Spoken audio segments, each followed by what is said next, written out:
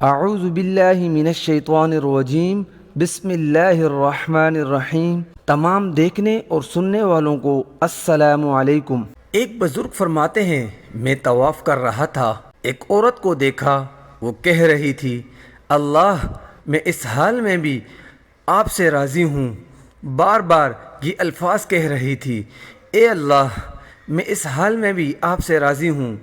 کہنے لگے، مجھے حیرانی ہوئی جب اس عورت نے طواف مکمل کیا تو میں نے اس سے پوچھا کہ اللہ کی بندی، تیرے ساتھ کیا معاملہ پیش آیا؟ تو جو بار بار کہہ رہی ہے کہ اے اللہ اس حال میں بھی تجھ سے راضی ہوں۔ وہ کہنے لگی، میں 3 بیٹوں کی ماں گھر میں روٹیاں پکا رہی تھی، چھوٹا بیٹا میرے ساتھ کھیل رہا تھا۔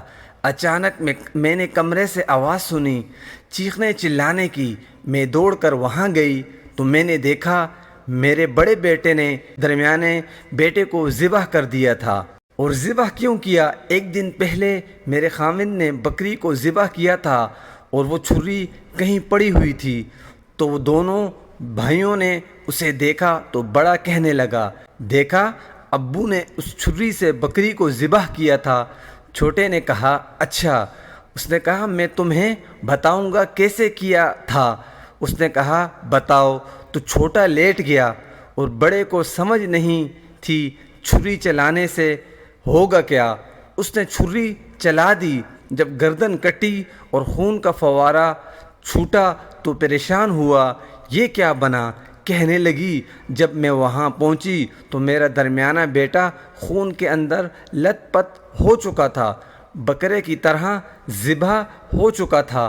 میں نے اس کی لاش کو ہاتھوں میں اٹھایا اور صحن میں لا کر ایک چارپائی پر ڈال دیا۔ اب میں نے سوچا میرا بڑا بیٹا کہاں گیا، کیونکہ وہ کہیں بھاگ گیا تھا۔ اس منظر کے بعد اس کو ڈھونڈنے لگی تو میں نے دیکھا صحن کے اندر جو لکڑیاں پڑی ہوئی تھیں جو میں نے جلانے کے لیے رکھی تھیں، وہ ان لکڑیوں کے پیچھے چھپ گیا تھا۔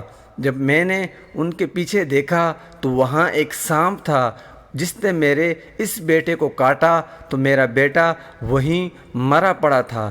میں اس بیٹے کی لاش بھی لائی اور پہلے بیٹے کے ساتھ اس کو لٹا دیا۔ اب میں نے دیکھا میرا تیسرا بیٹا نظر نہیں آ رہا جو چھوٹا رینگنے والا تھا۔ کہتی ہیں، میں واپس اپنے تندور کی طرف آئی تو میں نے دیکھا میرا بیٹا تندور کے اندر گر چکا تھا۔ میں نے اس کی جلی ہوئی لاش نکالی اور تینوں لاشوں کو ایک جگہ لٹایا، پھر ان کو نہلایا، کفنایا اور ان کو دفنایا، اور ان کو دفن کرنے کے بعد میں طواف کرنے آ گئی اور میں کہہ رہی ہوں کہ اے اللہ اس حال میں بھی تجھ سے راضی ہوں۔